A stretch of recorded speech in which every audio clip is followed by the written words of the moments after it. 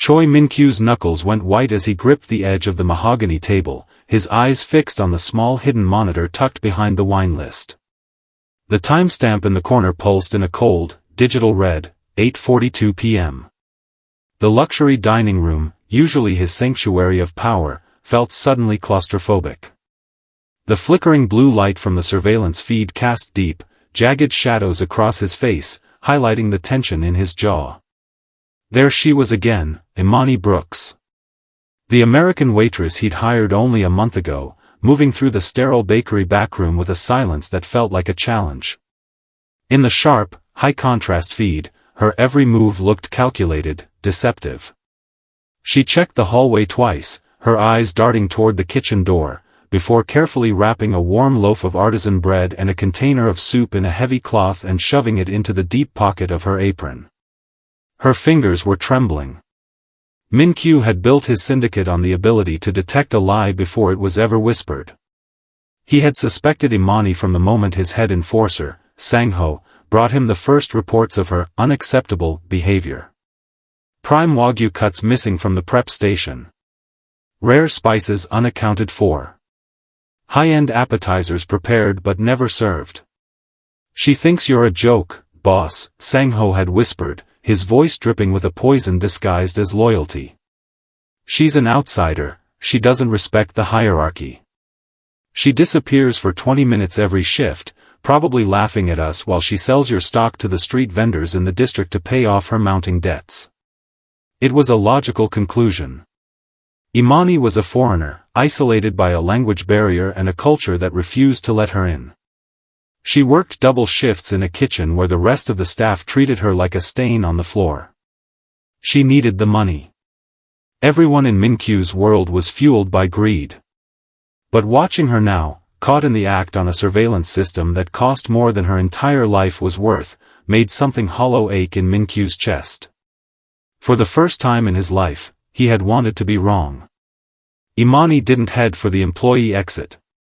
Instead, she pushed through the heavy service door leading to the damp, lightless alleyway behind the restaurant, the one place Sang-ho had specifically warned her was off-limits to everyone but the syndicate's inner circle. If this story of hidden motives and the search for truth resonates with you, please hit that like and subscribe button now. Tell us in the comments what you would do if you caught someone you trusted in a lie. Let's see how many of you are ready to follow this journey to the heartbreaking conclusion. The heavy glass doors of the gilded crane hissed open, admitting a gust of freezing Seoul air and the unmistakable presence of Choi Min-kyu. Every spine in the dining room straightened. The soft clinking of silver against porcelain died an instant death, replaced by a silence so thick it felt physical. Min-kyu didn't look at his patrons, he didn't have to. He moved with the slow, predatory grace of a man who owned the air everyone else was breathing. Behind him stepped Sang-ho, his shadow and chief enforcer, whose eyes scanned the room like a thermal scope. They reached the center table, the one kept perpetually vacant for the boss, and Min-kyu sat, his dark overcoat draped over his shoulders like a shroud. "The usual, boss?" Sang-ho murmured, leaning in. Min-kyu didn't answer. His gaze was fixed on the kitchen's swinging doors. A moment later, Imani Brooks emerged. She was a striking contrast to the monochrome perfection of the restaurant, her dark skin glowing under the teal spotlights, her movements brisk and efficient. But she didn't head toward Min-kyu. She didn't even look his way. Instead, she stopped at a service station, her head tilted as if listening for something. Her brow furrowed, and she checked the clock on the wall with an intensity that bordered on panic. "She's doing it again," Sang-ho whispered, his voice a low, jagged rasp. "No bow. No acknowledgement. It's been 3 weeks, and she still treats you like a common customer. Or worse, an inconvenience." Min-kyu watched as Imani finally approached. She set a carafe of water on the table, her hands moving with a slight, frantic tremor. "Good evening, Mr. Choi," she said, her Korean accented but clear. But as she spoke, her eyes drifted toward the dark alleyway window behind him. A muffled, ragged cough echoed from somewhere deep outside, audible only to those listening for it. Imani flinched. It was a micro-expression, a flash of raw fear that Min-kyu misread as irritation. The special today is... I didn't ask for the special, Imani, Min-kyu interrupted, his voice a low vibration that usually made men tremble. I asked for the 1998 vintage to be decanted before I arrived. Where is it? Imani blinked, her focus snapping back to him, but it was hollow. I'm sorry, sir. There was a delay in the cellar. I'll get it right now. She turned to leave, but she didn't go to the cellar. Min-kyu watched her reflection in the polished steel pillars as she detoured toward the kitchen's prep station, whispering urgently to a line cook while pointing toward the back exit. She looked back at Min-kyu, not with the reverence of a subject, but with a look he perceived as a smirk, a defiant, secret smile shared with the shadows. She's mocking the timeline, boss, Sang-ho provoked, his hand resting near the heavy metal tray on the sideboard. She's testing how much of your patience she can burn before you strike back. She thinks her outsider status is a shield. Min-kyu felt a cold heat bloom in his chest. He was a man of protocols, and this girl was shredding them with every distracted glance and missed cue. He watched her disappear through the service doors, not toward the wine, but toward the forbidden darkness of the rear docks. To him, it looked like the ultimate arrogance. He didn't know she was counting the seconds until a heart in the cold stopped beating. He only saw the disrespect. Sang-ho, Min-kyu said, his voice terrifyingly calm. Bring the technician. I want eyes where she thinks I can't see.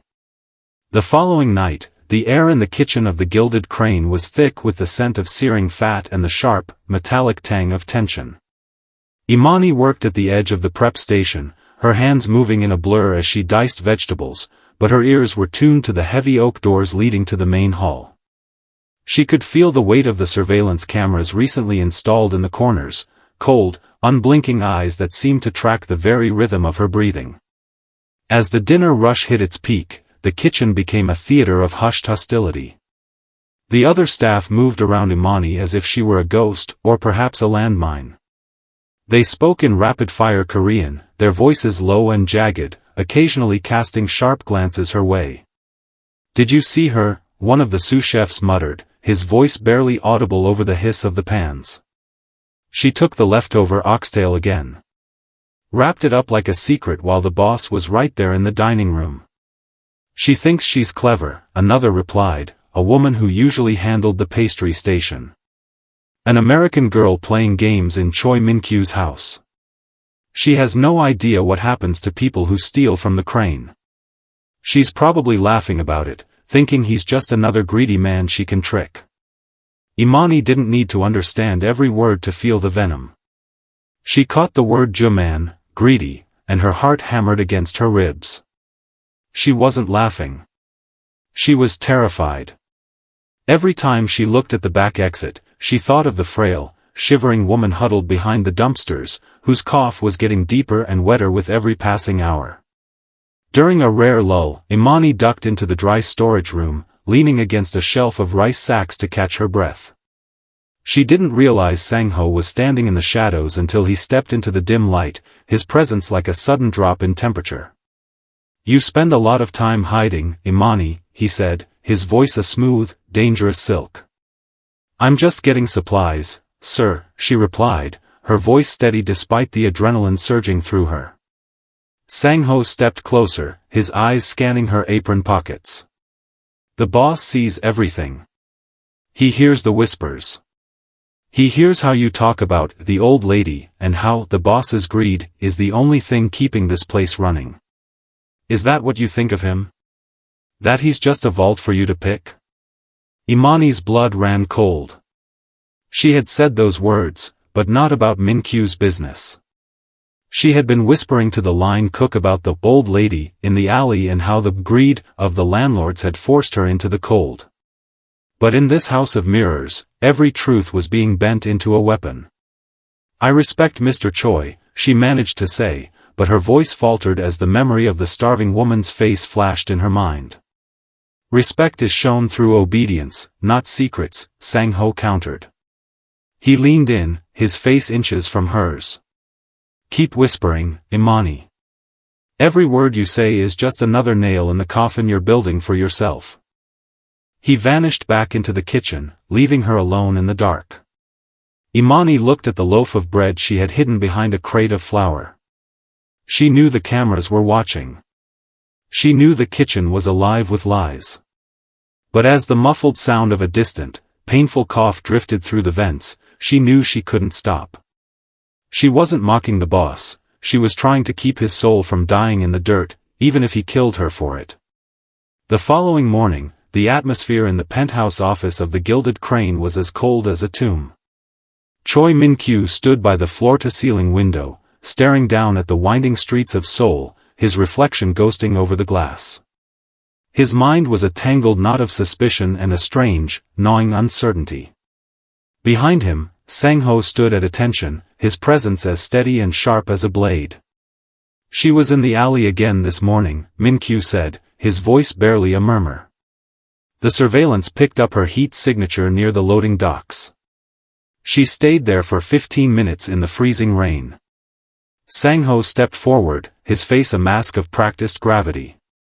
It is as I feared, boss. She's meeting someone.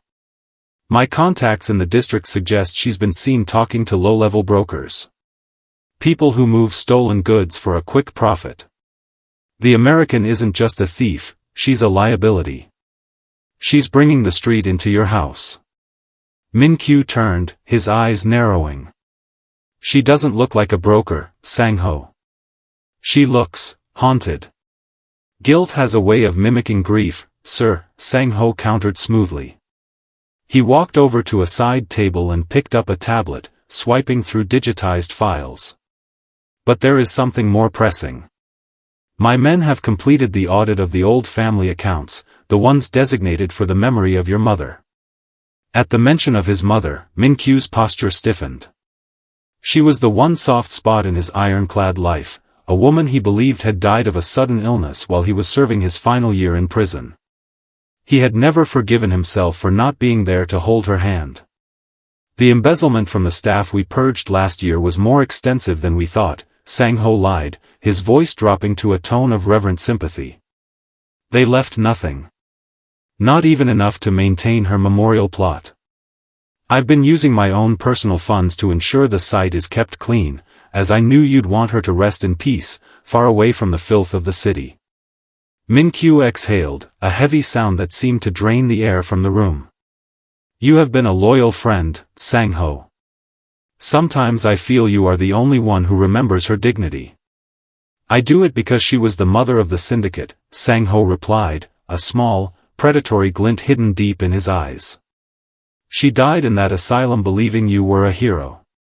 It would break her heart to see an outsider like Imani mocking the very empire you built for her. Imani is a parasite, boss. She steals the broth from your kitchen while your mother's memory fades. Every minute she stays in this building is an insult to your bloodline. Min-kyu looked back at the monitor on his desk, where a frozen frame of Imani showed her clutching her apron. Sang-ho's words felt like a slow-acting poison, convincing him that his mother was gone and this girl was the primary threat to his honor. He didn't see the way Sang-ho's hand tightened on the tablet, the same device that held the hidden bank accounts where his mother's inheritance was being siphoned away, or the GPS logs that would show the memorial plot didn't exist. Clean it up, Min-kyu commanded, his voice turning to ice. If she steals one more ounce of stock, do whatever is necessary. No one mocks my mother's legacy. No one. Sang-ho bowed deeply, a cruel smile touching his lips in the shadows. As you wish, boss. I'll make sure the lesson is one she, and the rest of the staff, will never forget. The following evening, the kitchen of the Gilded Crane was a pressure cooker of simmering resentment and unspoken threats. Imani moved with a desperate, rhythmic speed, her heart hammering a frantic tattoo against her ribs. She could feel Sang-ho's gaze from the doorway, a physical weight, cold and predatory, tracking every movement of her hands. She knew the order had been given. She knew she was being hunted. Min-kyu sat at his central table, the menu in his hands acting as a shield for the small monitor glowing in his lap. He watched the high-definition feed of the prep station, his jaw tight. On the screen, Imani was finishing an order of gungjung mandu, royal silk dumplings, a dish reserved for the elite, filled with hand-minced beef and truffles. He watched her carefully plate the 6 delicate dumplings, but then, her hands faltered. She glanced toward the kitchen's rear exit, her eyes wide with a flicker of raw, jagged panic.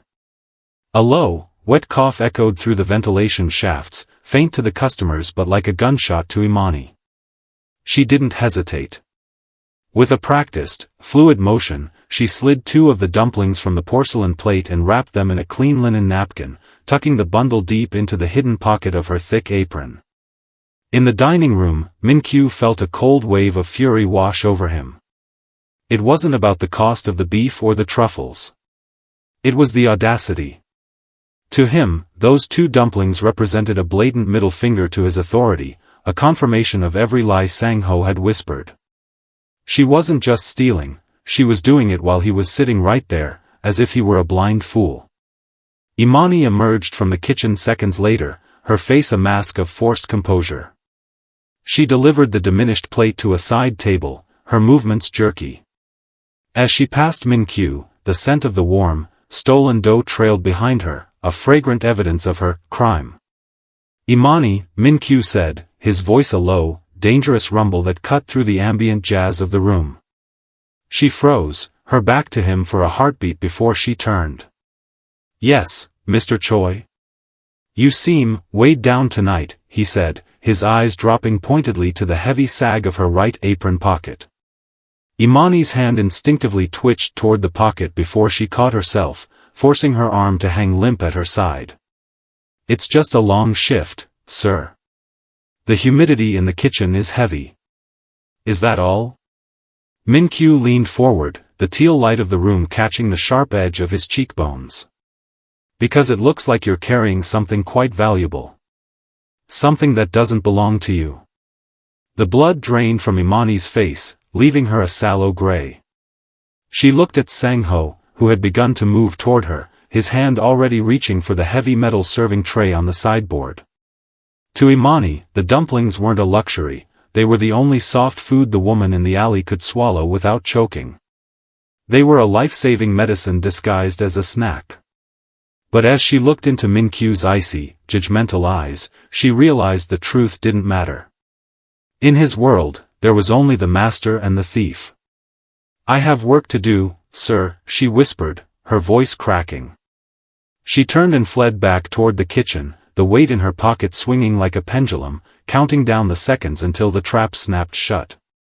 Min-kyu watched her go, his fingers trembling with a rage he couldn't quite contain. "Sang-ho," he breathed, "bring the hidden cameras online for the alley. I want to see exactly who she's selling my soul to." The following morning, the restaurant remained closed to the public, but the air inside was thick with the silent industry of war. Choi Min-kyu stood in the center of the dining room, his coat shed, sleeves rolled up to reveal the intricate ink that marked his history of violence. Beside him, 2 technicians in unmarked gray coveralls worked with the surgical precision of mutes, threading wires through the ornate molding of the ceiling. "I want no blind spots," Min-kyu directed, his voice a low, gravelly rasp. "I want the resolution high enough to count the grains of salt she steals. And I want the alleyway covered from 3 different angles. If a rat scurries past those dumpsters, I want to see the color of its eyes." Sang-ho stood by the mahogany bar, polishing a heavy brass tray with rhythmic, aggressive strokes. "The Ghost-Eye system is the best in the country, boss. It uses thermal imaging and directional microphones. Even if she whispers her secrets in the dark, the sensors will pick it up. We'll have the truth by the end of the dinner shift." Min-kyu nodded, but his heart felt like a lead weight in his chest. He watched on a handheld tablet as the first feed flickered to life. It was a wide-angle shot of the service alley, a grim, narrow corridor of cracked concrete and overflowing bins. It looked like a place where things went to die, a stark contrast to the velvet and gold of the front of the house. She thinks she's untouchable because she's an outsider, Sang-ho continued, fueling the fire with practiced ease. She thinks we are too blinded by our own rules to see her petty rebellion. But this trap, it's not just about the food, is it? It's about the message. You cannot build a kingdom if you allow the foundation to be eaten away by rot. As the technicians moved to the bakery backroom, Min-kyu followed them, his eyes scanning the stainless steel surfaces where Imani spent her mornings. He saw a small, worn photo tucked behind a spice jar, a picture of an elderly woman with deep, soulful eyes, though he couldn't tell if it was Imani's kin or someone else. He felt a momentary flicker of doubt, a ghost of an instinct telling him that thieves didn't usually keep photos of grandmothers at their crime scenes. But then he remembered the stolen mandu and the way Imani had looked at him, the way her eyes had darted to the exit as if he were the villain in her story. The anger returned, cold and sharpening. Set the trigger for 9 p.m., Min-kyu commanded, his shadow stretching long across the kitchen floor. That's when she usually makes her move. We'll be in the surveillance suite. I want the enforcers stationed at the exits, but nobody moves until I give the word. I want to see the face of the person she's selling my dignity to. I want to see the moment her world collapses.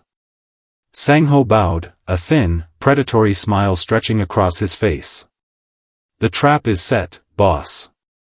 By midnight, the American will be nothing more than a memory. Min-kyu turned away, staring into the black lens of a newly installed camera. He was the hunter, the master of the crane, yet as the red record light blinked into existence, he felt an inexplicable sense of impending dread, as if he were the one stepping into a cage he couldn't see. The dining room of the Gilded Crane was an icebox of engineered elegance as the clock struck 9. Choi Min-kyu sat motionless, the leather menu in his hands feeling as heavy as a death warrant. He didn't need to look at it, his focus was entirely on the weight of the digital tablet resting on his lap, shielded by the table's edge. Beside him, Sang-ho stood like a statue of granite, his hand resting with casual lethargy on the heavy metal serving tray, a gesture that signaled a violent readiness only the initiated could read. Bring her out, Min-kyu commanded, his voice a low, vibrating chord that seemed to dim the lights. A moment later, Imani was escorted from the kitchen. She looked small between the two hulking guards, her white apron stained with flour and the ghost of a broth she had spent the afternoon simmering. As she approached the central table, she didn't bow. She stood with her shoulders pulled back, though the frantic pulse in her neck betrayed her. Her right apron pocket sagged heavily, the unmistakable shape of the stolen bread and a small glass jar of medicine pulling the fabric taut. Mr. Choi, she whispered, her voice barely carrying over the soft, rhythmic jazz playing in the background. Do you know why this restaurant is successful, Imani? Min-kyu asked, not looking up from the tablet. It isn't the food. It's the order. Everyone has a place. Everyone follows the path. But you've been wandering. He finally looked up, his eyes two shards of frozen flint. Sang-ho tells me you've been mocking my hospitality. That you've been using my kitchen as your personal pantry to fund a life you haven't earned. He says you laugh behind the service doors at the greedy boss who can't see what's happening under his own nose. Imani's breath hitched. She looked at Sang-ho, whose face remained a mask of predatory boredom. That's not true, she said, her voice gaining a desperate edge. I haven't mocked anyone.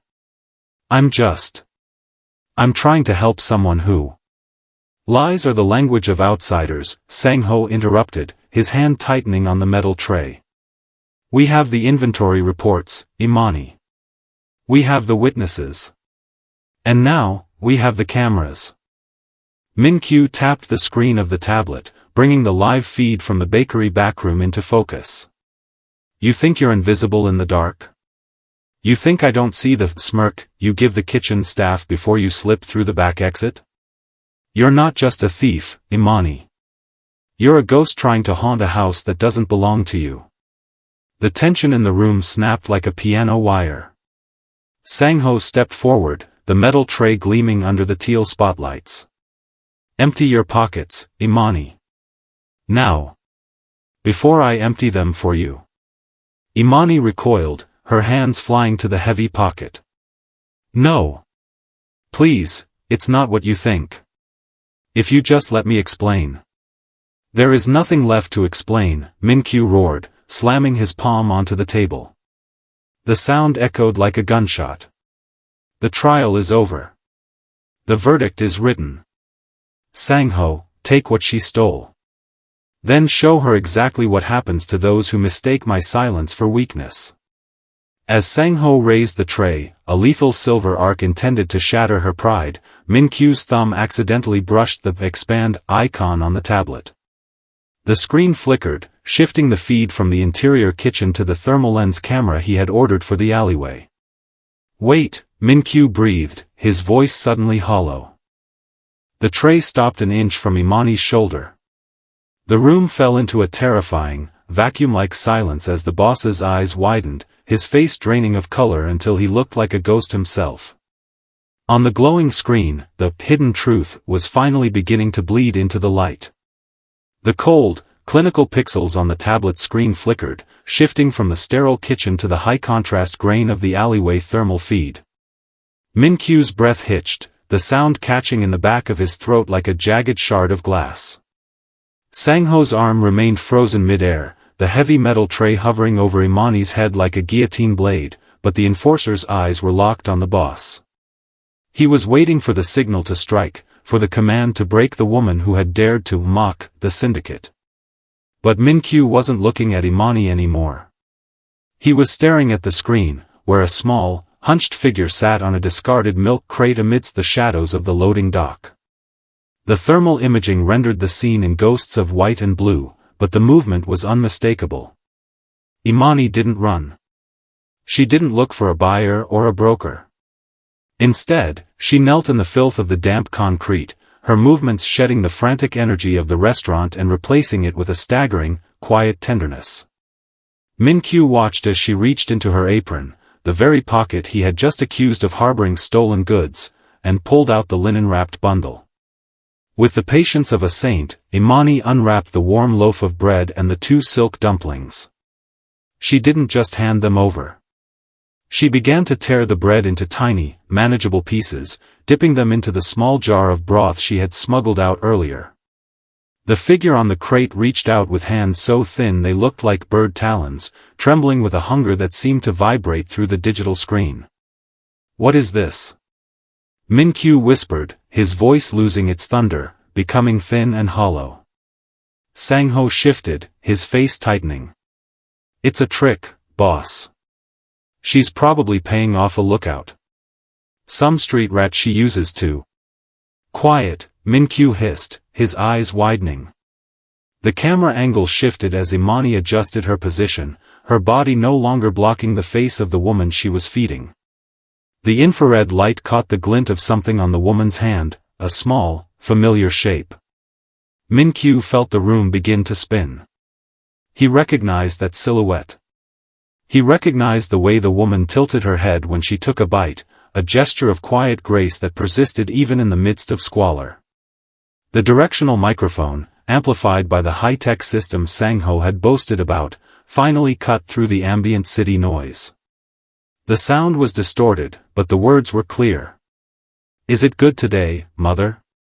Imani's voice came through the speakers, soft and melodic, stripped of the fear she showed in the dining room. The boss was watching close today, but I managed to get the truffles in. You need the strength. The elderly woman let out a soft, rasping sob, her hand reaching up to touch Imani's cheek. You shouldn't risk it, child, the woman whispered in a dialect so old and pure it made Min-kyu's heart stop. My son, if he knew, he would be so angry. He doesn't know, Imani replied, her voice thick with a sad, protective iron. He's too busy being a king to see his own kingdom is crumbling at the edges. But I see you. I won't let you go hungry. Min-kyu felt the tablet slip slightly in his hands. The hidden camera had indeed revealed a theft, but it wasn't a theft of money or meat. It was the theft of a life he thought was over, a truth stolen by the very men standing in the room with him. He looked up from the screen, his eyes meeting Imani's tear-streaked face, and for the first time in his life, the most powerful man in Seoul felt absolutely powerless. The digital grain of the thermal feed seemed to dissolve, leaving only the raw, agonizing reality of the woman on the screen. Min-kyu's vision tunneled, the opulent sounds of the restaurant fading into a dull, underwater roar. He stared at the elderly woman's hand, the one reaching out to touch Imani's cheek. On her ring finger sat a band of pale, milky jade, carved with a specific, interlocking crane motif. It was a custom piece. He knew it because he had spent his first major payout from the syndicate, 15 years ago, to have it made for her. He remembered the way she had cried when he placed it on her finger, promising her that she would never have to work a day in her life again. "Boss?" Sang-ho's voice sliced through the silence, sharp and intrusive. "The feed is lagging. Let me take the tablet. We shouldn't let this theater continue. I'll handle the American now." Sang-ho reached for the device, but Min-kyu's hand shot out, his fingers clamping onto the enforcer's wrist with the crushing force of a vice. The metal tray Sang-ho held clattered slightly, a dissonant ring in the frozen room. Min-kyu didn't look at him. His eyes remained fixed on the screen, where the woman had tilted her head back to swallow a piece of the soaked bread. The infrared light hit the bridge of her nose, highlighting a small, crescent-shaped scar, the mark from a fallen ceramic bowl when Min-kyu was only 6 years old. "You told me she died," Min-kyu whispered. The words were quiet, but they carried the weight of a tectonic shift. Sang-ho's face didn't break, but a bead of sweat broke out at his temple. "Sir, the hospital reports, the asylum records I showed you, she was far gone. Dementia is a cruel thief. I told you she passed in her sleep to spare you the pain of." "You told me she was ashes," Min-kyu interrupted, finally turning his head. His eyes were no longer frozen, they were burning with a terrifying, white-hot clarity.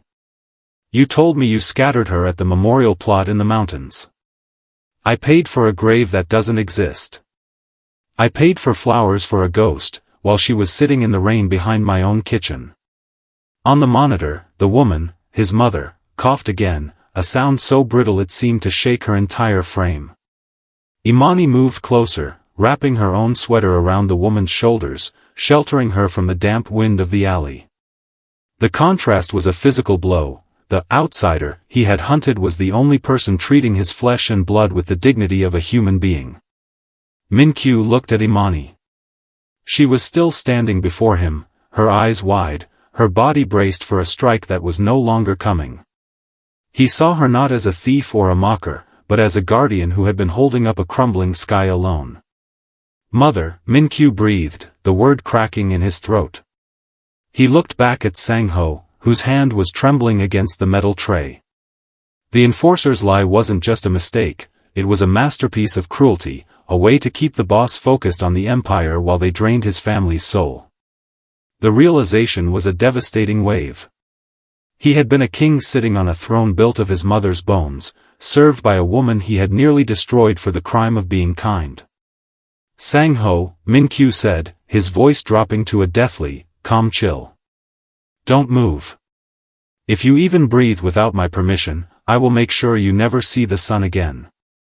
He stood up, the chair scraping against the marble floor like a scream. Without a word to the guards, he walked toward Imani, his shadow long and dark, but for the first time, his hands were open and empty. The silence in the dining room was heavy, suffocating like the calm before a devastating storm. Choi Min-kyu approached Imani, his footsteps echoing on the marble floor with a hollow, rhythmic thud. Behind him, the surveillance screen remained frozen on the image of the alleyway, but the audio feed continued to play, bleeding through the high-fidelity speakers like a confession. "Mother, please, just one more bite," Imani's voice crackled through the room, tender and weary. "The medicine will help the chest pains. I promise." The elderly woman's response was a ragged, wet cough that seemed to vibrate in Min-kyu's own lungs. "Why are you doing this, Imani? You are a stranger. My own son's friends, they told me he forgot me. They told me I was a shame to his name. Min-kyu stopped inches from Imani. He could see the fine mist of flour on her eyelashes and the way her hands were still curled into defensive fists. But as he looked at her, the tablet in his hand played the final, crushing blow. On the screen, the elderly woman reached out and gripped Imani's forearm. They took the house, Imani, his mother whispered, her voice cracking with the weight of years of isolation. Sang-ho told me Min-kyu had signed the papers. He told me my son wanted me gone so he could build his crane on top of my life. He said if I ever tried to contact him, Min-kyu would have to kill me to protect his reputation. A low, guttural sound escaped Min-kyu's throat, a noise of pure, unadulterated agony. He turned slowly toward Sang-ho. The enforcer had dropped the metal tray, it lay on the floor like a discarded shield. The predatory confidence was gone, replaced by the gray, sweating mask of a man who realized he had stepped into his own grave. You told her I hated her? Min-kyu's voice was a ghost of a whisper, more terrifying than any shout. You told the woman who gave me life that I was the one who cast her into the dirt?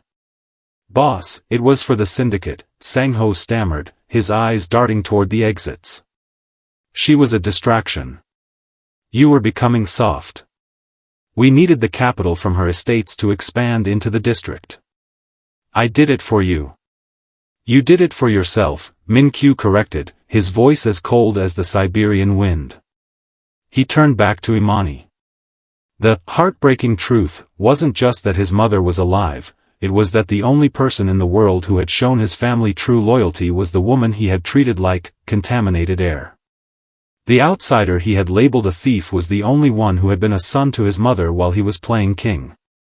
She's been out there for 3 years, Imani said, her voice finally breaking as tears tracked through the flour on her cheeks. 3 years of eating scraps and sleeping on pallets while you drank $1,000 wine 10 feet away through a brick wall. She didn't want me to tell you. She was terrified of you, Min-kyu. She thought you were the monster they said you were. The word monster hit him with the force of a physical strike. Min-kyu looked at his own hands, the hands that had built an empire, the hands that had almost signaled Sang-ho to strike this girl down. He felt a devastating wave of guilt crash over him, drowning the pride and the anger. He reached out, not to strike, but to steady himself against the table, his head bowing in a moment of profound, public shame. The hidden camera had done its job. It had stripped away the lies of the Mafia and revealed the hollow, starving soul of the man in charge. The devastation in Min-kyu's eyes shifted in a heartbeat, cooling from the watery grief of a shattered sun into the obsidian hardness of a syndicate lord. The air in the room didn't just grow cold, it became electric, the kind of heavy, ionized stillness that precedes a lethal lightning strike. He stood slowly, his height looming over the table, his gaze never leaving Sang-ho. The enforcer tried to back away, his boots scuffing against the marble, but the 2 guards at the door, men who had eaten at Min-kyu's table for a decade, didn't move to help him. They had seen the screen. They had heard the mother's rasping voice. In the hierarchy of the gym gang, betrayal of the boss was a crime, but the systematic starvation of the matriarch was a sin beyond the reach of mercy. You pocketed the care funds, Min-kyu said, his voice a low, terrifying vibration that seemed to rattle the crystal glassware on the tables. You filed the asylum reports.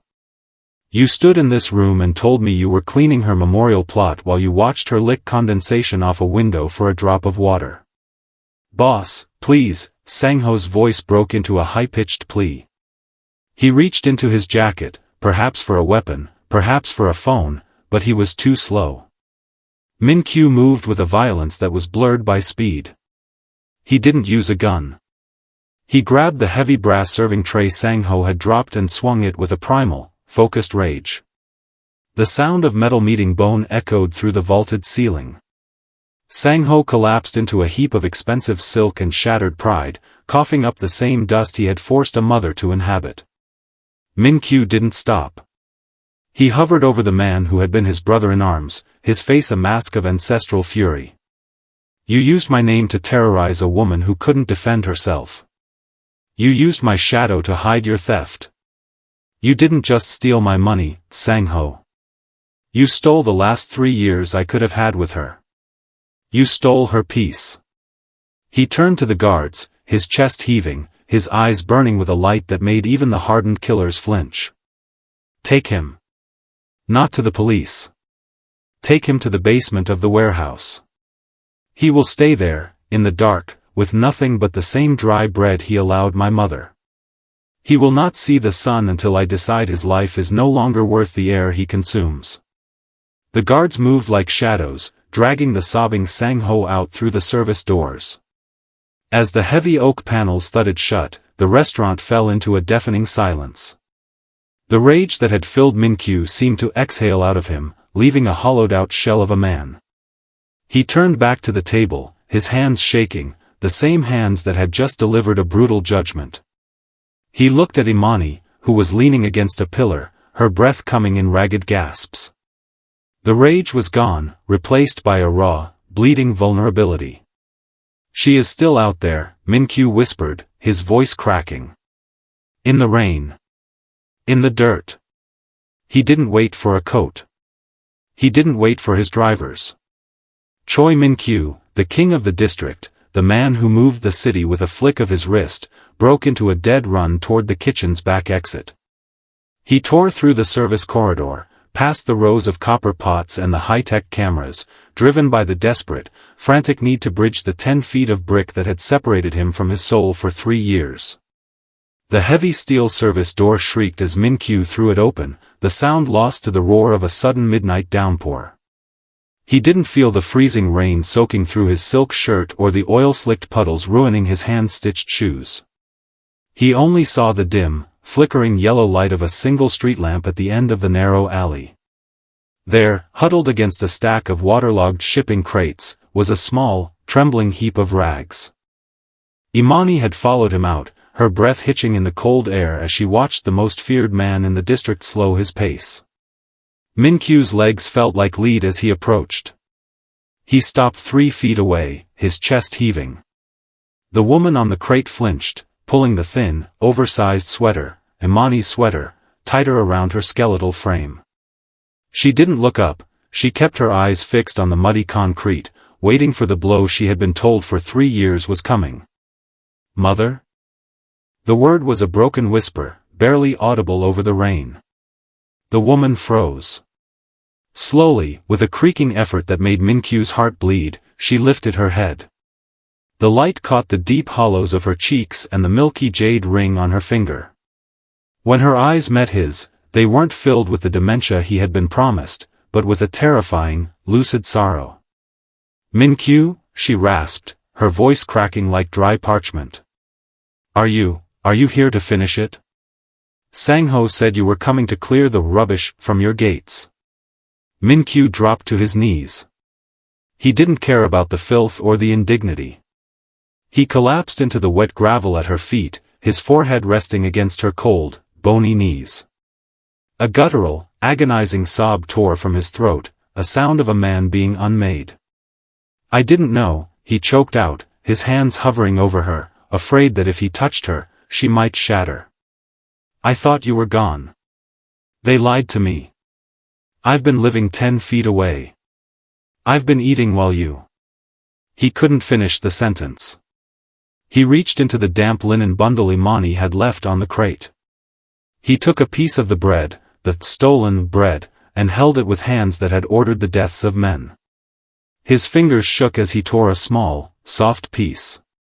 Eat, mother, he pleaded, his tears mixing with the rain on his face. Please. It's the bread of life. I'm here now. No one will ever hurt you again. He fed her with the same staggering tenderness Imani had shown on the monitor.